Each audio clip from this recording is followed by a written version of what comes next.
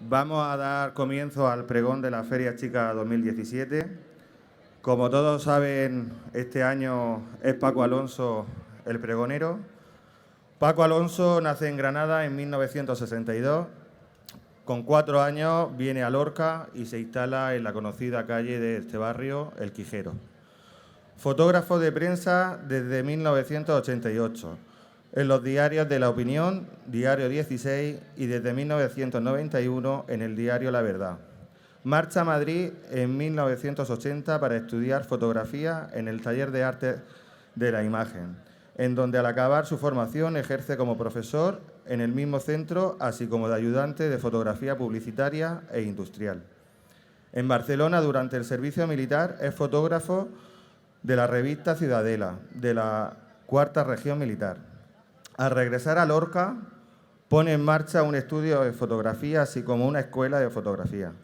Asimismo, expone con periodicidad en salas de la ciudad. Obtiene también premios de la editorial Salvat, Televisión Española, Universidad Popular de Lorca por sus colecciones de Semana Santa de la ciudad y de la Fundación Íntegra por su colección digital del municipio de Lorca.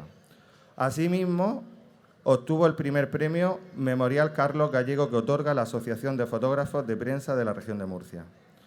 En el campo del diseño gráfico ha obtenido diversos premios en carteles. En la actualidad, como socio fundador de la Agencia Gráfica del Mediterráneo, publica sus fotos en el diario La Verdad y otras publicaciones. También, para finalizar, hay que decir que es el autor del libro sobre los personajes del cortejo en la Semana Santa de Lorca. Así que, sin nada más que decir, pido la presencia de Paco Alonso.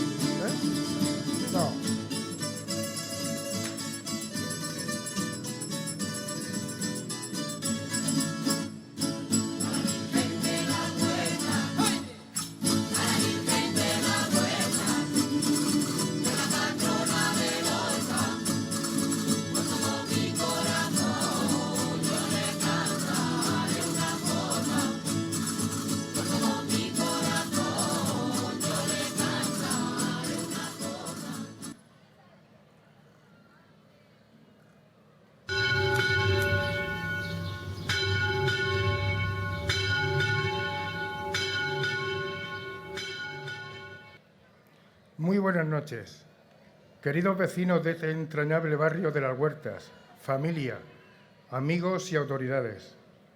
¿Les parece que hagamos un pequeño viaje en el tiempo hacia épocas remotas y con alguna que otra parada por el discurrir de los años? Un flashback de la historia de este entorno y de la mía propia.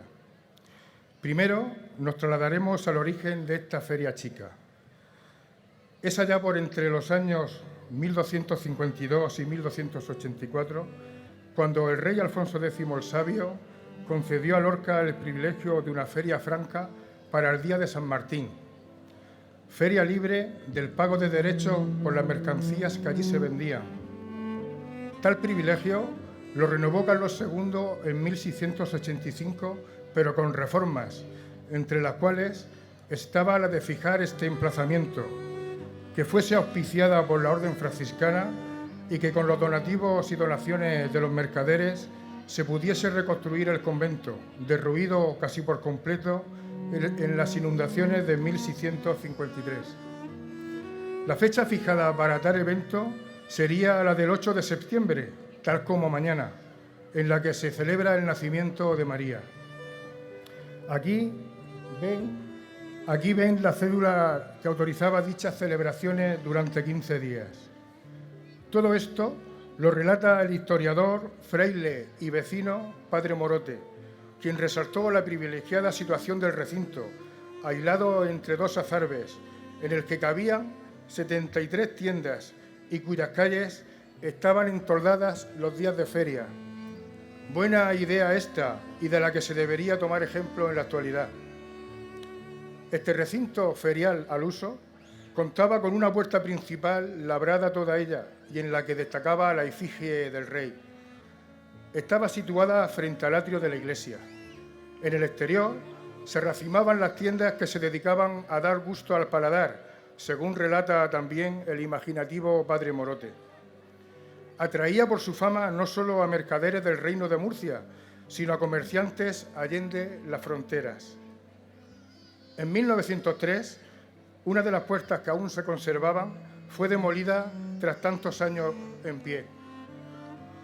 Gracias también a las donaciones de particulares, se levanta la nueva torre del santuario en el sitio que hoy conocemos, tras el derrumbe del anterior, situada al otro lado, es decir, a los pies del templo. El patronazgo de la Real de las Huertas aparece a mediados del siglo XIX en las actas capitulares, y es en 1858 cuando la reina Isabel II regala un manto que aún se conserva a la Virgen.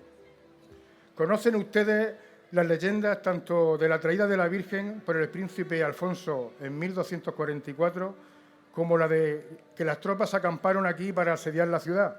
Pues bien, el investigador Espinrael, quien atribuye dichas leyendas a Fray Alonso de Vargas, fraile de este convento, para dar fama y prestigio al santuario de la Huerta.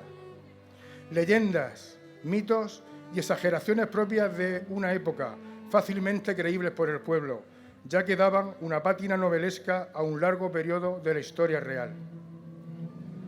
Hay que recordar que el concejo convirtió en obligación acudir al santuario patronal el 8 de septiembre con el pendón de la ciudad y el máximo protocolo.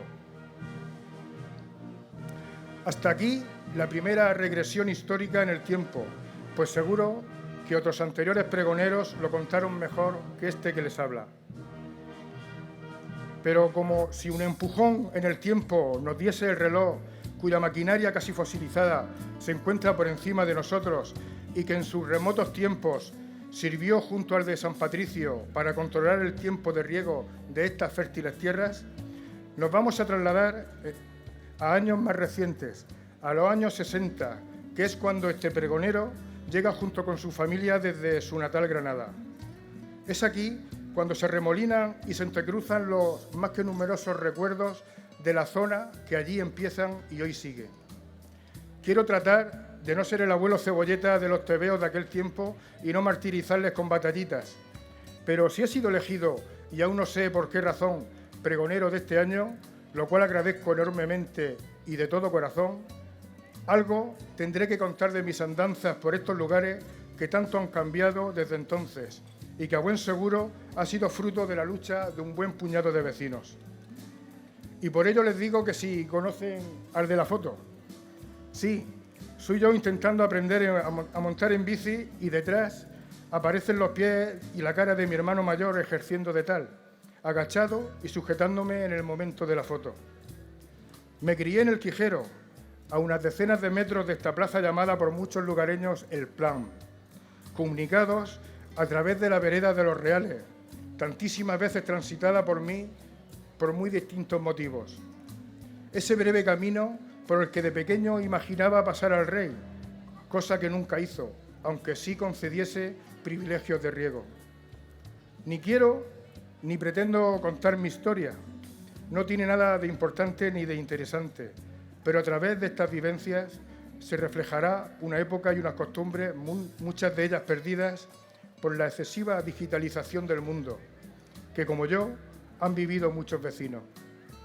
Y eso es lo que voy a tratar de contar, una forma de vivir que ya pasó, pero que ha quedado grabada en nosotros para siempre, como los juegos, las celebraciones, los amigos, tantas cosas. Dije que el Quijero ha sido mi cuna en Lorca, en el número 47 para más señas, y que parafraseando a Sabina y quitando el 4, es mi calle Melancolía, aunque nunca por ella ha pasado un tranvía. Era una calle de arrabal, por la que el progreso del asfalto tardó mucho en llegar, y cuando llovía, que durante aquellos años sí lo hacía, todo era un charco, un inmenso charco. Los juegos eran de tierra y alpargata, de buenos y malos, de indios y soldados, de callejones y canalillos, y de armas fabricadas con una simple goma elástica. Y como no podía ser menos, horas interminables de bicis por la calle. Infancia de algunos azotes, en mi caso sin zapatillas, pero azotes. ¿Por qué? Imagínenselo. Pocas cosas buenas se pasaban por la cabeza de unos gañanes como nosotros, que pensábamos poco. E igual de truanes, pero con 4 o 5 años más, los que fueron nuestro espejo. Vaya que sí, de ellos aprendimos y a ellos imitábamos. Sí, una gran pandilla de chavales. Y desde aquí no quiero ni puedo olvidarme de uno de ellos, desaparecido hace escasamente 10 días. Pedro, no te olvidaremos. Pero hemos de continuar. Y siguiendo con las pocas ideas de los cabezas huecas que éramos, solo una les voy a contar. La de colocar una caja bien arreglada en la carretera de enfrente y dentro, sorpresa, una piedra grande o el resultado de una digestión terminada. Había de las dos versiones. Esperar a que un coche parase y recogiese el regalo y con nuestras gargantas al unísono y el parapeto de la distancia gritar «¡Ha caído!» y después salir por piernas. Y cómo no, era de prever, a la mañana siguiente, reunión urgente del Tribunal de Inquisición Matriarcal con sentencia incluida. Pues en ese Quijero, como en la calle del Horno, en Santa Quiteria y Alameda Virgen de las Huertas y demás, en verano, con la complicidad de vecinos de todas las edades, se vivía en la calle. Ese Quijero ahora llamado poeta Tomás Arderius y Sánchez Fortún, que aun sin los muros de protección, acogía tenderetes de ropa que muchas veces hicieron de portería y que cuando la pelota iba al cauce, solo era necesario bajar a recogerla por el desnivel de tierra o jugar en el improvisado campo de fútbol en el mismo lecho de la Rambla, con solo quitar 4 piedras. Si había ocasión de rapiñar unos maderos, fabricábamos nuestras propias porterías. ¿Seguras? Más vale que no cayese el larguero sobre alguien del grupo. Pero el deporte, bueno, el fútbol se practicaba en cualquier anchurón y aquí en el Plan. Y si no, sirva como ejemplo esa vieja portería contra las tapias de la iglesia. En este suelo varias generaciones han dado su primer toque de balón y en la pista del patio del convento el baloncesto era el rey. Y también durante unos pocos años, cuando sin saber por qué encontramos una red de tenis, algunos chavales nos aficionamos a este deporte, llegando a organizar con mediano éxito el primer y único torneo de este deporte coincidiendo con las fiestas. Como si de un equipo que ascendiese de categoría se tratara, poco a poco fuimos trasladando la cancha futbolera a lo que hoy son los colegios de las Alamedas y que nosotros llamábamos los campos del Trini. Están viendo en la foto a mi tío Cubala, entrenador del equipo de los mayores del Quijero y cuyo máximo reto era ganar a los de Santa Quiteria, con los hermanos Albarracín al frente. Otros deportes han tenido y tienen como escenario estos cercanos lugares de la Huerta Lorquina, sobre todo carreras populares que recorren con afán decenas de entusiasmados atletas. En esos veranos de polvo y tierra que nos enterquecían la piel con un moreno negro de calle, esperábamos ansiosos la llegada de antiguos vecinos que habían emigrado a Francia y a otros lugares de progreso. Se ubicaban en su antigua morada o con familiares y deseábamos que nos enseñaran sus juguetes que ni por asomo se veían en estos lugares por aquellos años. A mí me encandilaban las canicas francesas, pero nunca conseguí que las apostasen en los juegos de veras. De esta época me viene a la memoria el inolvidable personaje de Dolores la Carteja, que con su inseparable cajita metálica conteniendo su temible jeringuilla era el temor de todos los chiquillos. Y llegó la catequesis para mi generación. Un más que estricto padre Isidro nos aleccionaba. Y si un día de la ascensión comulgué una hostia consagrada, el día anterior, en el examen de ese famoso catecismo, sí, ese de las 100 preguntas y que acababa preguntando qué era el matrimonio, me dio otra, sí, otra hostia, pero esta sin consagrar. Y todo porque le dije la verdad, que llegué tarde por haber ido a presenciar la Vuelta Ciclista a España que pasaba por Lorca. Y es que el ciclismo me llevaba de cabeza. Era la época de los Ocaña, Perurena, Fuentes y de nuestro reconocido Zurano. A partir de entonces, todos los domingos a misa, y tras ella, nada más cruzar la calle, parada obligatoria en la tienda de Lola, gran bazar de chucherías de aquellos años. La mayoría de mis vecinos estábamos escolarizados en La Salle. Algo lejos, ¿verdad? Pues allí que íbamos en peregrinación 4 veces entre ir y volver, turnándose los adultos para acompañarnos en el camino. Cuando lo que quedaba de ese cole cerró, unos fuimos al recién construido Colegio San José y otros a este de la Virgen de las Huertas. Pues bien, hablemos ya de la feria en su parte pagana y luego, un poquito más tarde, de la religiosa. Tengo raíces ancladas a esta feria. Mi abuela, la tía Paloma, hizo bacalao durante muchos años en un chiringuito que instalaban unos vecinos de la calle. Por lo general, era ahí donde acaba la cuestecita última de la vereda de los Reales. Ese caminito que tantas noches, en vísperas de Navidad, pasaba a altas horas de la noche con mi bici como si me llevase el diablo para ayudar al hermano José en el montaje del Belén de la parroquia. Mi tío, el entrenador Cucala, hacía de camarero y mis otros tíos, Maruja y José, también vecinos del Quijero, montaban, y aún lo hacen, aunque ya sin José, la caseta turronera La Caña de Azúcar. Tengo raíces, pues, en dulce y en salado. Y en esta parte de mi infantil vida, cuando se acercaban estas fechas y había que montar tanto una cosa como otra, que yo participaba en esa labor acarreando sobre todo parte de los enseres, incluidas sillas y mesas, desde donde se guardaban en el Quijero hasta su ubicación aquí en el recinto. Andandito y con una mesa sobre la cabeza a modo de porche, que de paso nos aliviaba la solanera de aquellas horas. La paga era de lo más codiciado y era en forma redonda, pero no de monedas, sino de fichas para los coches eléctricos. Los chavales que participábamos parecíamos una larga caravana de hormiguitas con su comida para el invierno. En los coches de choque, como otros los llamaban, nos poníamos al día en lo referente a la música del momento. Algo más tarde esos gustos musicales cambiarían por completo. No sé si enmarcados o no dentro de estas fiestas patronales, se llegaron a celebrar algunos festivales de la canción por el entonces llamado Club Virgen de las Huertas, dentro del patio conventual, con alguna que otra estrella de la canción del momento. Y cómo no hacer referencia a esas peloticas de goma que nunca faltaban en el puesto junto al cruceiro de la Plaza del Santuario. Esas peloticas blancas con su larguísimo elástico. ¿Quién no ha tenido entre sus manos alguna de ellas? ¿O quién no ha recibido algún pelotazo de un travieso compañero? Antes de seguir con las andazas feriales, permitidme un inciso obligado por la edad que tenía en esa época. Felices recuerdos me quedan de cuando empezaron a celebrar los Rosarios de la Aurora en el mes de mayo, instaurados por el sucesor del mencionado Padre Isidro, que dicho sea de paso, y del que antes os conté esa pequeña disputa catecumenal, logró para esta barriada mejoras importantes como la de que se instalasen las conducciones de agua del Tevilla y un saneamiento digno. Pues bien, a este famoso padre que cuenta con calle muy cerca de aquí, le sucedió el ya fallecido padre Antonio Moya y los mencionados Rosarios de la Amanecida.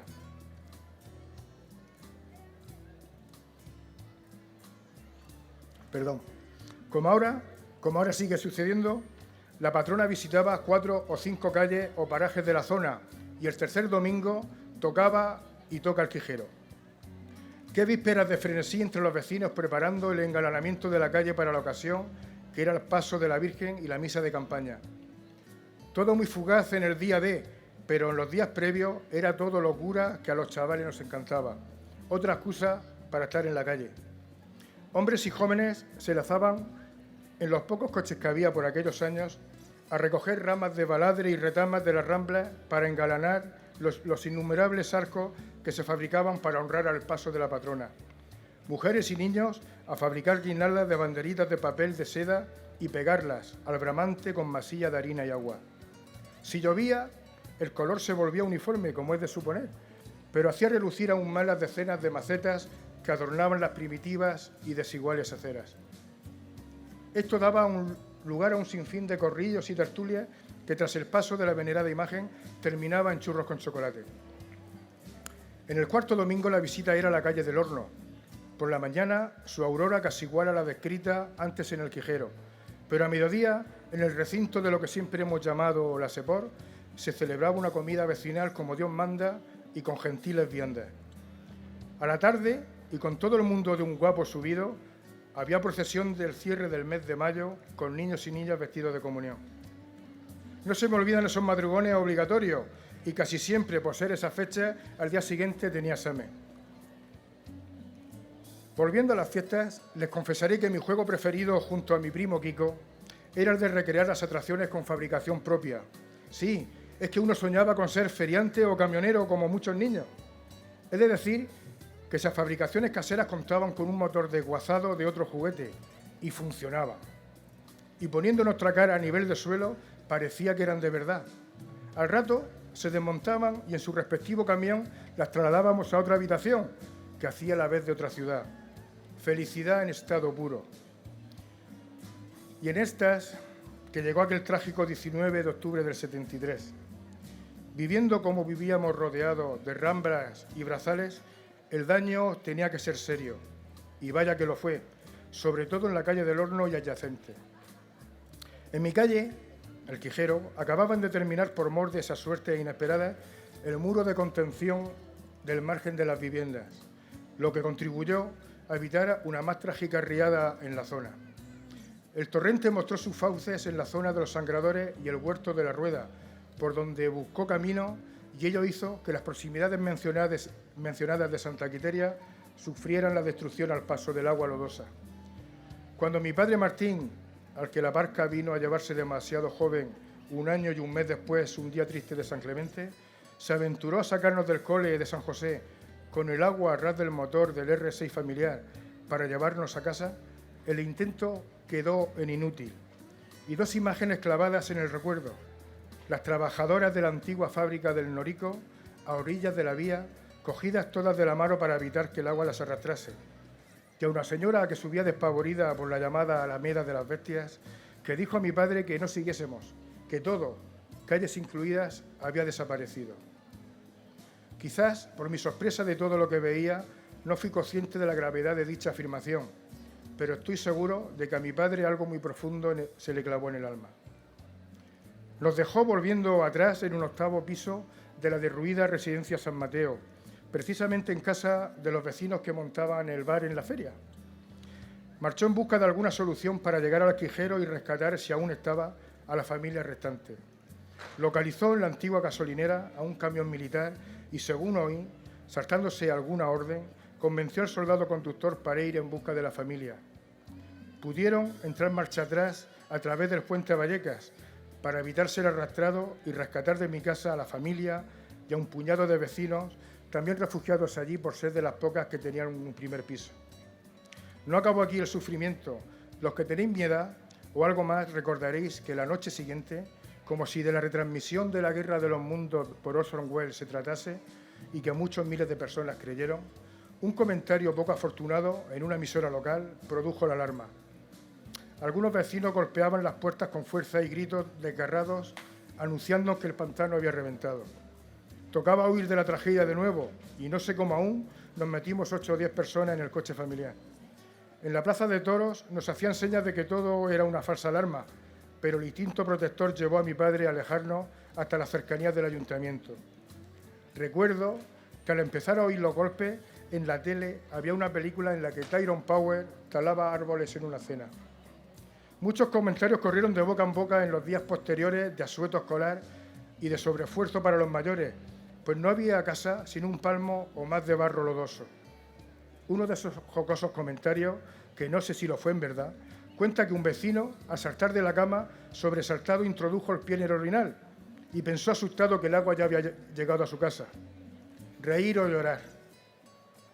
La adolescencia ya despuntaba con su acné como campo de minas y bigotillo de pelusa por los avanzados 70. Y aquí, a estos muros conventuales, llegaron unos chicos para hacer el noviciado franciscano. Ellos, bajo el denominado Movimiento Junior, aglutinaron a un puñado de jóvenes de la barriada con el caramelo de hacer una liguilla de fútbol. Los más jóvenes de estos novicios nos educaban en valores religiosos y no tan religiosos. Fines de semana repletos de actividades, celdas de convento reconvertidas en sedes de grupos juveniles y un sinfín de actos. Organizaron un coro en el que entré porque se suponía que algo de voz y oído tenía, y algún solo que otro canté en el coro. Y allí aprendí mis primeros acordes de guitarra mitificando al que me los enseñó, y que hizo que dejaran de gustarme las canciones de feria y empezaran a gustarme las canciones de protesta y de cantautor. Aquel quinteto que nos aglutinó estaba formado por Nemesio, Emilio, Eugenio, Chema y Andrés. Llegado el tiempo profesaron y se marcharon a continuar sus estudios eclesiásticos en Madrid. Otros vinieron después, y otros más, pero la huella de aquellos primeros costará de borrarse. Uno de esos siguientes en venir, años más tarde, está, creo, hoy aquí entre nosotros. Es el padre Roncero, buen amigo y, según él, dice, calvo por genética. Al marchar estos, nos cedieron para uso lúdico y juvenil la casa del tío Simón o casa de las Barandillas, antiguo parvulario del colegio. Era para los más mayores, pero siempre teníamos cabida los más pequeños. Jugar al ping-pong, guatequillos en plan barato y más tarde, al coger nosotros el relevo, tardes interminables con el único disco que poseíamos, Europa de Santana. De forma coetánea se empezaron a construir en este recinto las casas prefabricadas para los afectados de la riada del 73. En las fotos están viendo la entrega de llaves. Durante años dieron una seña de identidad al barrio y vecinos de aquí, que no lo eran, se incrustaron en esta sociedad para siempre. En esta adolescencia ya avanzada se vivían las vísperas de la patrona de una manera bien diferente. Un grupo numeroso de jóvenes organizamos estas fiestas un año. Las actuaciones musicales en el patio fueron las del grupo de coros y danzas del tío Pillo, germen del gran grupo actual de coros y danzas Virgen de las Huertas, el grupo de rock de Cibelio y del de música folk Fábula. Oigan, éxito total todas las noches. Y tras una de esas noches de víspera, la tradición y la más o menos convicción era oír la primera misa de las 6 de la mañana. Como pueden imaginar, a uno y a más de uno lo levantaba y lo sentaba para seguir el rito eucarístico la presión de la gente que ocupaba los bancos de la iglesia. En aquellos años sí se puede decir que esa víspera era una verdadera madrugada y que con las primeras luces la cercanía a cualquier barraca o caseta te impregnaba con olor a miel, almendras y efluvios de cazalla y de coñac. ¿Turrón del duro o del blando? ¿De coco? El conjunto de estas barracas del dulce lo formaban y lo forman las de la tía Lista o Caña de Azúcar, la del Jardinero, la de Serafín, la de María la Morena y la del Calandria. Había donde elegir o completar el recorrido y acabar de aquella manera. Y he mencionado al tío Pillo, vecino entrañable del Quejero, hacedor de tanto folclore y merecidamente homenajeado hace algunos años, que junto al también desaparecido Vicente Rez llenaron de cantos y bailes tradicionales todas nuestras fiestas.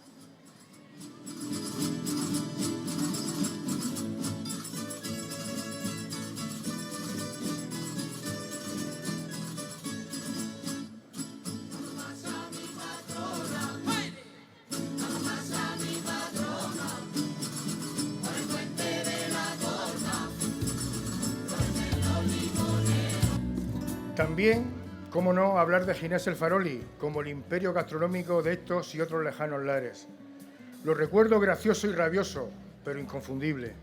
Por cierto, este año sus sobrinos han sido nombrados hermanos de honor por la Hermandad de la Virgen con justo merecimiento. Y llega el momento en el que este que les habla se marcha lejos de esta tierra y, aunque no por mucho tiempo, a la vuelta algo ha cambiado y para bien. Mi barrio empieza a ser parte de la llamada Ruta del Colesterol. Este barrio que es paseado diariamente por decenas de personas en busca de salud y bienestar. No podía olvidarme del Puente de la Torta, ahora de rabiosa actualidad. Parece que hay intención de que no se puedan volver a ver florecer ni los limoneros, ni los naranjos, ni las rosas, tal como canta la jota. ¿Por qué digo esto?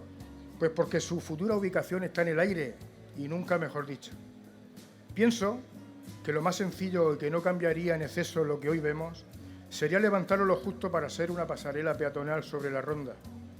Hay un proyecto, porque lo he visto, colocándolo transversal a como está hoy, haciéndolo monumento. Ver para creer. Y mi añorado Puente Vallecas, hoy sepultado bajo la ronda de una gran rotonda y por el que han sido infinitos los pasos que han unido ambas imágenes de la Rambla. Nuevas urbanizaciones delimitan y modernizan el barrio, pero eso no cambia el carácter de la gente ni alguna de sus costumbres, como la de salir al portal a tomar el fresco. Dentro de poco tendremos un nuevo recinto ferial digno de muchas capitales y un gran auditorio que lo corone, supongo que en espera de grandes actuaciones en su interior. Esperemos que sepan hacerle un huequecito al pilón de agua que allí estaba, al que de niño íbamos a coger agua con la bici o montados en el carro enganchado a ella. Es una joya de nuestro recuerdo. Que sí, amigos, que todo cambia, y hasta nosotros mismos, porque el tiempo no es baladí. Y por supuesto que no podía dejar pasar esta ocasión que se me brinda para hablar de este santuario patronal que muchas reformas y reparaciones ha sufrido. Por mi trabajo de fotógrafo para el periódico La Verdad, he fotografiado cientos de veces su interior y su entorno, pero fue el episodio, fresco para todos los lorquinos, de 2011, el que puso este templo en el punto de mira para muchas instituciones y gente. Se celebraron los ritos litúrgicos en el patio, oficiados por el obispo Lorca Planes. Se trasladaron el año pasado a los salones del Faroli por deferencia de los dueños. Y todo ello en espera de lo que fue una realidad, la total reparación del templo que tantos eventos familiares alegres y luctuosos han acogido en tantísimos años. Es la sede religiosa de nuestra patrona y desde ella pasea a hombros de sus costaleros. Este año, y para regocijo de todos los lorquinos, sean fieles o no, se vuelve a abrir el templo provisionalmente para los cultos religiosos. El recinto que esta noche nos está dando acogida está asentado sobre 3 civilizaciones. Las excavaciones arqueológicas llevadas a cabo en los últimos años han permitido investigar y conocer una importante parte de Lorca. En ellas han salido a la luz muestras fehacientes de lo que fueron nuestros primeros vecinos. Los pioneros en instalarse en este barrio fueron los romanos hace unos 2000 años. Construyeron una villa agrícola donde vivieron y cultivaron estas fértiles tierras regadas por el Guadalentín. Tras ellos, el lugar fue ocupado por los árabes, siendo uno de sus gobernantes el que decidió levantar a final del siglo X una residencia de recreo o palacio entre las acequias de Cazalla y Tamarchete. Restos de este magnífico edificio se conservan bajo el convento, donde actualmente se pueden ver los 4 hermosos arcos de piedra labrada semejantes a los de la mezquita cordobesa, aunque por el momento solo los primeros sábados de cada mes.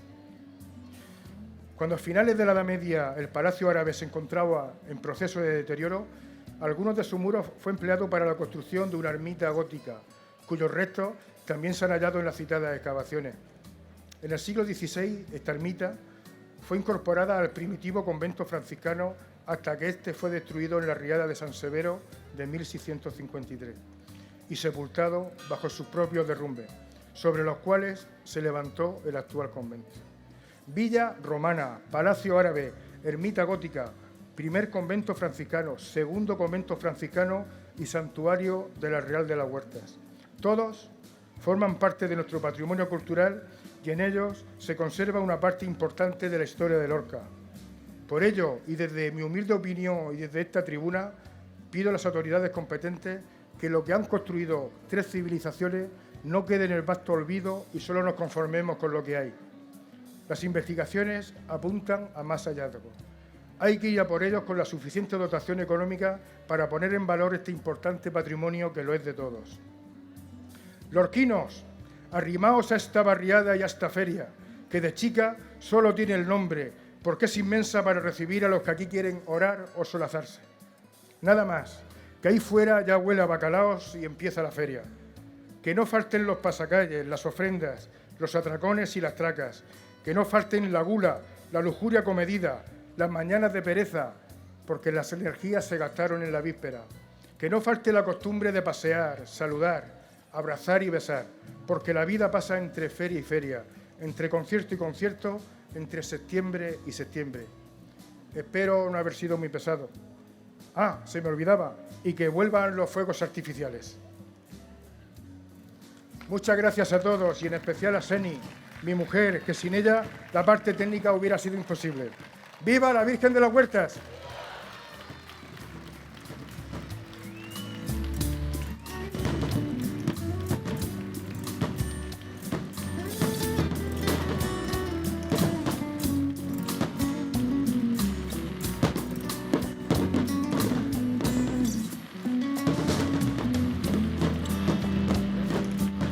Gracias, gracias. Ya está bien, ya está bien.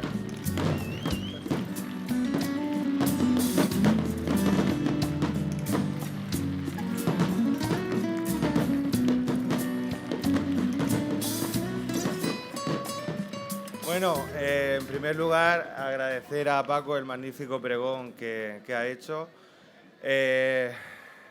Lo que sí quiero es que suban los miembros de la Junta Directiva de la Asociación de Vecinos, puesto que entre todos ahora sí puedo confirmar y afirmar de que la elección del pregonero ha sido la más correcta este año y del cual nos sentimos todos muy orgullosos. Por lo tanto, en nombre de la Asociación de Vecinos y de todo tu barrio, te hacemos entrega de un cuadro de la Virgen.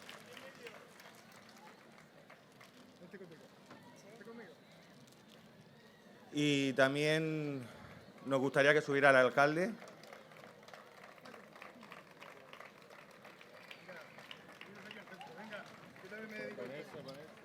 Muchas gracias.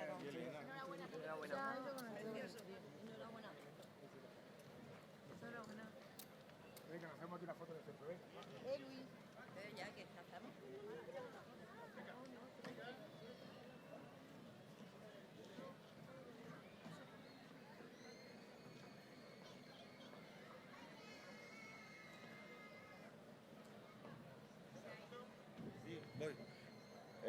Creo que también el alcalde tiene un detalle para Paco.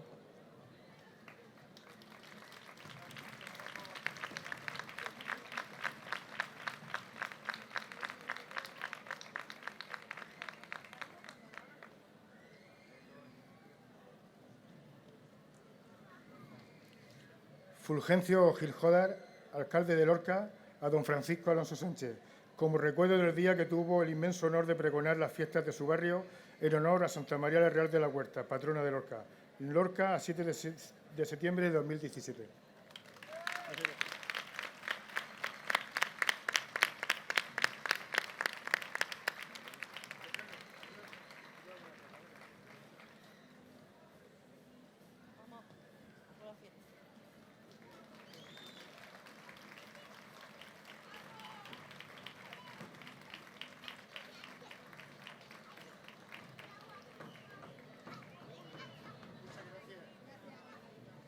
También le mando un saludo a los compañeros que faltan, que están con el concurso de migas y nada, a comenzar las actividades festivas y a disfrutarlas todos. Gracias.